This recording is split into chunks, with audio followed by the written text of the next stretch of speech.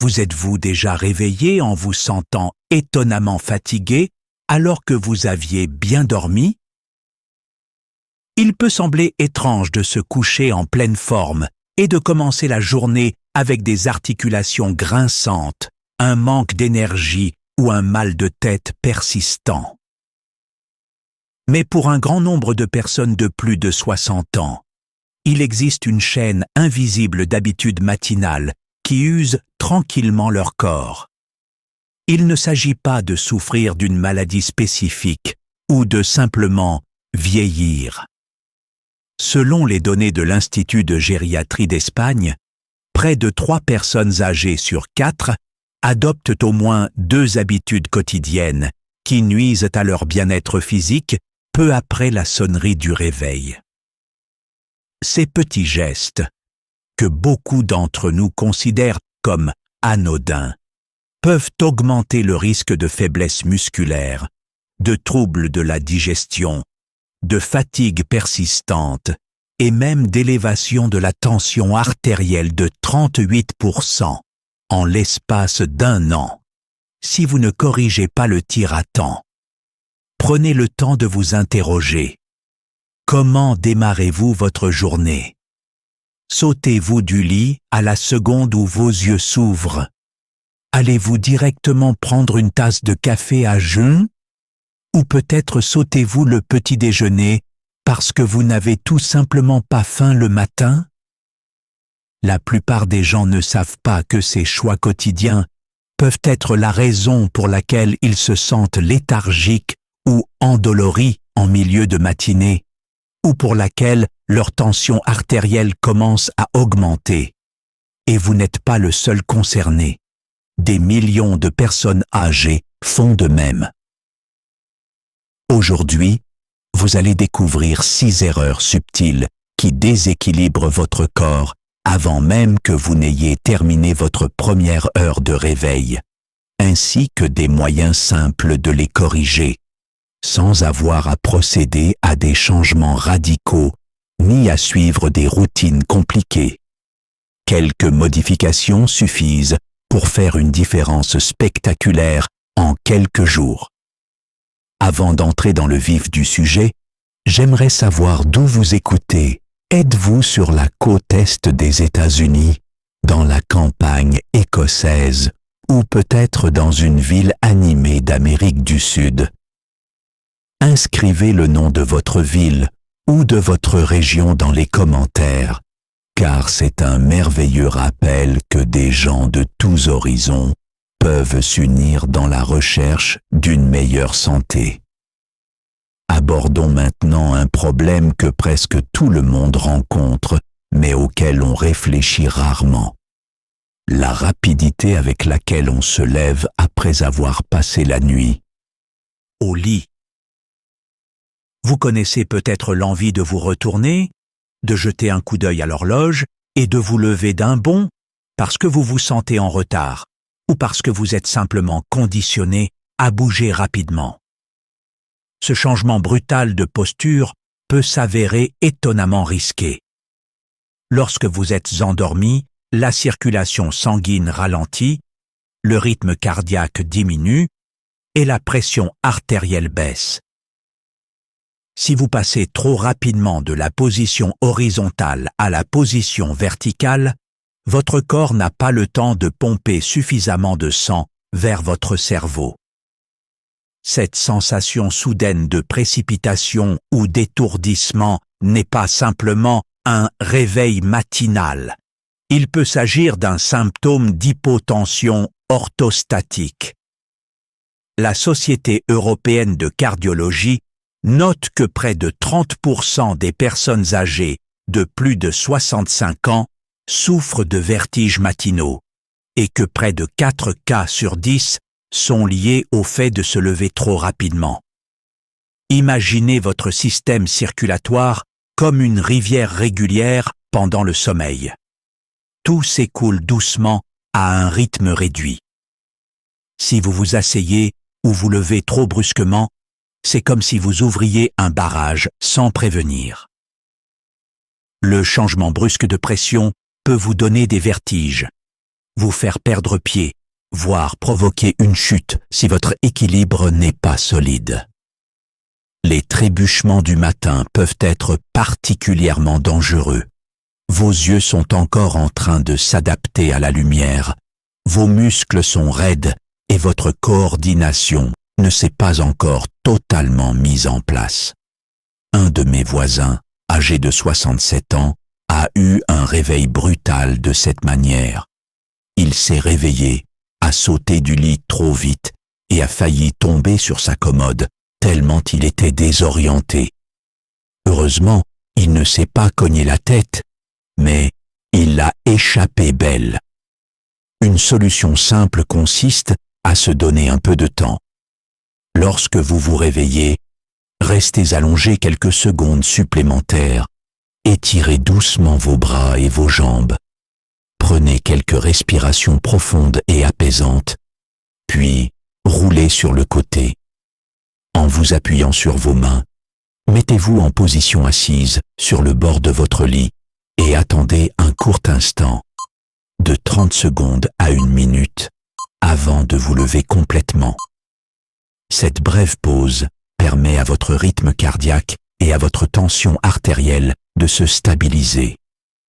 En fait, vous réveillez votre corps en douceur en permettant à vos muscles et à vos articulations de s'échauffer avant de supporter votre poids. Une fois que vous vous êtes levé avec. Précaution. Une autre envie fréquente se fait sentir et ne doit pas être ignorée. Celle d'aller aux toilettes. De nombreuses personnes pensent qu'elles peuvent se retenir un peu plus longtemps, soit parce qu'il fait froid, soit parce qu'elles ne veulent pas perturber leur routine. Mais se retenir d'uriner au-delà du point d'inconfort dès le matin met à rude épreuve la vessie, les reins et les glandes surrénales d'une manière que vous ne soupçonnez peut-être pas. Pendant la nuit, le corps continue à filtrer et à produire de l'urine, même si l'on dort. Au matin, la vessie est généralement pleine. Si vous la gardez ainsi plus longtemps que nécessaire, vous forcez le sphincter urétral à rester serré comme une porte que l'on pousse de l'autre côté. Une sollicitation chronique et répétée de la vessie peut entraîner des problèmes tels que des fuites urinaires, une vessie hyperactive qui vous réveille plusieurs fois par nuit, ou des infections si les bactéries persistent trop longtemps. Il existe également un lien sournois avec les hormones du stress. Le fait de retenir l'urine peut inciter les glandes surrénales à produire davantage de cortisol, ce qui entraîne une augmentation subtile de la pression artérielle et du rythme cardiaque. Parfois, les gens se sentent agités le matin et mettent cela sur le compte du fait qu'ils ne sont pas du matin, alors qu'en réalité, leur corps subit un léger stress, simplement parce qu'ils ne sont pas allés aux toilettes tout de suite. Une étude publiée dans l'International Journal of Urology a montré que les personnes âgées qui ont l'habitude de retarder leur passage aux toilettes ont 42% de risque supplémentaire d'endommager les tissus de la vessie. Si la personne souffre déjà de constipation ou de problèmes urinaires récurrents, le risque est encore plus élevé. L'approche saine. Répondez rapidement à l'appel de la nature dès que vous êtes réveillé. Il n'est pas nécessaire de le faire dans les 2 premières secondes qui suivent l'ouverture des yeux, mais n'attendez pas non plus 20 minutes. Si vous commencez votre journée en soulageant la pression accumulée, vous épargnez à votre vessie et à vos glandes surrénales beaucoup d'efforts inutiles. Cela peut sembler anodin, mais au fil des mois et des années, cela représente un avantage majeur pour votre bien-être général. Peu de temps après, il y a une autre chose tout aussi simple et pourtant trop souvent négligée, boire de l'eau. Vous vous brossez les dents et sautez le verre du matin, ou bien passez-vous directement au café. Bien que le café puisse être agréable, s'il s'agit de votre première boisson, vous passez à côté d'une étape importante. Pendant la nuit, votre corps perd des liquides par la respiration et la transpiration, et vous n'avez pas bu d'eau depuis des heures. Même si vous ne ressentez pas la soif, vos cellules peuvent être légèrement déshydratées. Le sang devient plus concentré, le système circulatoire se déplace un peu plus lentement et le cœur doit travailler plus fort pour maintenir un débit régulier. De nombreuses personnes âgées pensent qu'elles n'ont pas besoin de beaucoup d'eau parce qu'elles n'ont pas soif. Mais les signaux de la soif s'affaiblissent avec l'âge. Les conséquences peuvent être la constipation, les maux de tête, les vertiges ou cette baisse d'énergie en fin de matinée qui semble venir de nulle part. Un article paru dans Nutrition Today souligne qu'un seul verre d'eau chaude, soit environ 200 à 250 millilitres, peut aider à accélérer le métabolisme d'environ 25%, tout en nettoyant les intestins et en facilitant la digestion. Il s'agit en quelque sorte d'une douche intérieure douce. Votre cerveau se réveille plus rapidement et votre cœur n'a pas besoin de faire autant d'efforts pour faire circuler le sang. Il s'agit d'un petit geste simple qui a un effet d'entraînement important sur votre confort quotidien. Si vous ne savez pas quand ou comment le faire efficacement, consultez les commentaires. J'ai épinglé un petit guide qui décrit une routine rapide pour boire de l'eau le matin. En l'adoptant, vous constaterez en quelques jours que votre digestion est plus facile, que votre cerveau est moins brumeux et que votre énergie est plus stable. Cette petite modification peut vraiment donner un ton positif au reste de votre journée. En plus d'une bonne hydratation, il est essentiel de réveiller votre système musculo-squelettique. Ce n'est pas parce que votre esprit est prêt à partir que votre corps l'est aussi, surtout au fil des ans. Pendant la nuit, les articulations peuvent se raidir, les muscles se contracter et le liquide synovial, qui aide à lubrifier les articulations, peut ne pas circuler aussi librement. Par conséquent, si vous omettez toute forme d'étirement ou de mouvement facile, juste après vous être levé, vous obligez les tissus raides à fonctionner soudainement à plein régime. C'est le meilleur moyen de provoquer des douleurs lombaires, des tensions dans le cou, ou même un claquage si vous attrapez trop vite un objet placé sur une étagère en hauteur. Quelques minutes d'étirement doux, voire une marche lente dans votre chambre ou votre couloir, peuvent réveiller vos membres et réduire la probabilité de claquage. Vous pouvez simplement vous tenir debout, tendre les bras aussi haut que possible et faire semblant d'essayer d'appuyer légèrement sur le plafond. Faites tourner vos poignets et vos chevilles. Roulez vos épaules et, si possible, faites des allers-retours pendant 1 minute ou 2. Ce petit effort signale à votre cerveau qu'il doit mettre en marche vos systèmes moteurs. Vous constaterez que votre équilibre est meilleur, que vos réflexes sont plus aiguisés et que votre humeur peut même être stimulée par l'augmentation de la circulation sanguine. Après tout, le corps et le cerveau sont profondément liés. Si vous avez déjà pratiqué ces mouvements doux, félicitez-vous mentalement. Une amie très chère, âgée d'environ 70 ans, a commencé à faire un simple étirement au réveil chaque jour et a constaté qu'elle était beaucoup moins sujette aux trébuchements et aux courbatures. Elle décrit cet exercice comme un acte de bienveillance envers soi-même, tout comme le fait de donner de l'eau à ses plantes d'intérieur le matin. Si vous êtes encore là, faites-le moi savoir en tapant un 1 dans les commentaires. Je crois sincèrement que les petits gestes de soin de soi peuvent apporter d'énormes bénéfices, et j'espère que vous ressentirez un regain de vitalité à chaque fois que vous ferez ces petites améliorations. Après avoir assoupli votre corps, il y a un autre écueil courant. Sauter le petit déjeuner ou se contenter de quelque chose qui n'a pratiquement aucune valeur nutritive. Beaucoup de gens se disent « je n'ai pas faim le matin » ou « je n'ai pas le temps » et se contentent d'une tranche de pain blanc ou d'un café. Pensez que votre corps est à jeun depuis 6 à 8 heures.